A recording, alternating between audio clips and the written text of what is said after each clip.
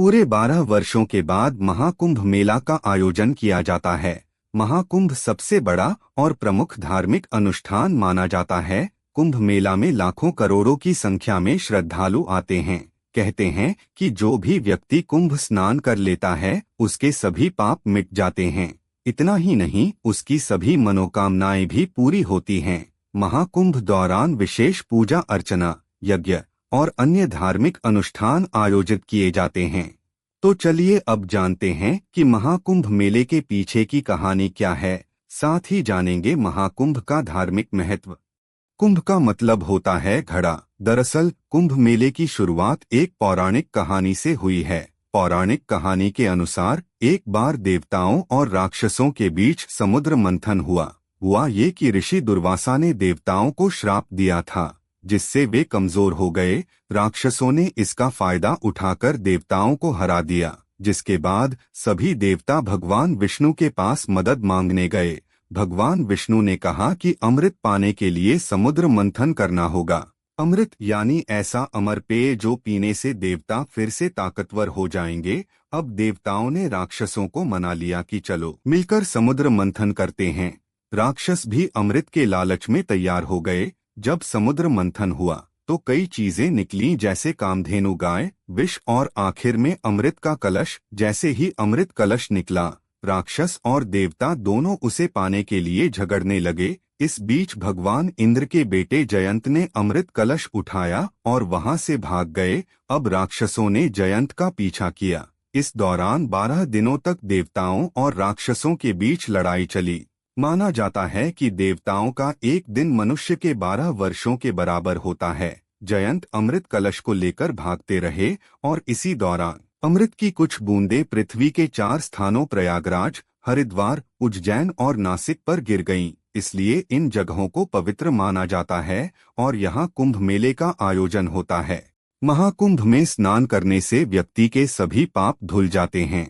इतना ही नहीं, कुंभ में स्नान करने से मोक्ष की प्राप्ति भी होती है। इसके अलावा कुंभ मेला आध्यात्मिक ज्ञान, सांस्कृतिक आदान प्रदान और सामाजिक समरसता का भी प्रतीक माना जाता है। लोग आध्यात्मिक ज्ञान और मानसिक शांति के लिए भी कुंभ मेला में आते हैं। बता दें कि महाकुंभ में नागा साधु से लेकर अन्य अलग अलग बड़े बड़े संत पधारते हैं, जिनका आशीर्वाद लेने के लिए श्रद्धालु दूर दूर से कुंभ मेला में शामिल होने आते हैं। प्रयागराज में महाकुंभ लगने से पहले यानी 12 वर्ष पहले हरिद्वार में महाकुंभ लगा था। लोगों की महाकुंभ के प्रति काफी आस्था है। महाकुंभ देश का सबसे बड़ा धार्मिक और सांस्कृतिक अनुष्ठान है।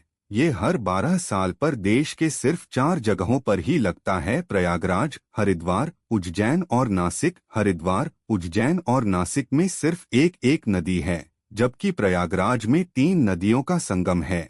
ऐसे में प्रयागराज का अन्य तीर्थों में ऊंचा स्थान दिया गया है।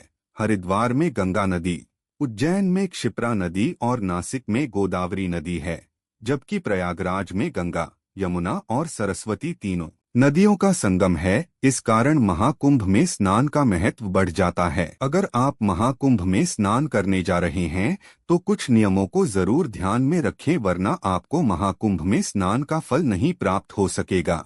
अगर आप शाही स्नान के दिन महाकुंभ में पहुंचे हैं तो याद रहे कि यहाँ पहले स्नान का हक नागा साधुओं को है, इसलिए गलती से भी उनसे पहले स्नान न करें। साधुओं के बाद आप स्नान कर सकते हैं। फिर नहाने के बाद आपको सूर्यदेव का जल अर्घ्य देना चाहिए। ऐसा करने से आपको पुण्य फल मिलता है। नहाते वक्त ध्यान रहे कि अगर आप फैमिली वाले हैं तो मन मुताबिक डुबकी नहीं लगानी है। शास्त्रों के मुताबिक विवाहित लोगों को 5 बार डुबकी लगाना अनिवार्य बताया गया है। इसके बाद आप घर से ले गए चीजों, अनाज, कपड़े आदि को गरीब जरूरतमंद में दान जरूर करना चाहिए। प्रयागराज के महाकुंभ में शाही स्नान के दिन का महत्व विशेष है, लेकिन अगर आप नॉर्मल दिनों में भी गए हैं तो भी इसका महत्व कम नहीं होता। कहा जाता है कि महाकुंभ में जीवन में एक बार भी आप पहुंच गए हैं और स्नान किया है तो आपके इस जन्म के साथ साथ पिछले जन्म के पाप भी धुल जाते हैं। इसके अलावा आपके पितरों की आत्मा को शांति और मोक्ष भी प्राप्त होता है।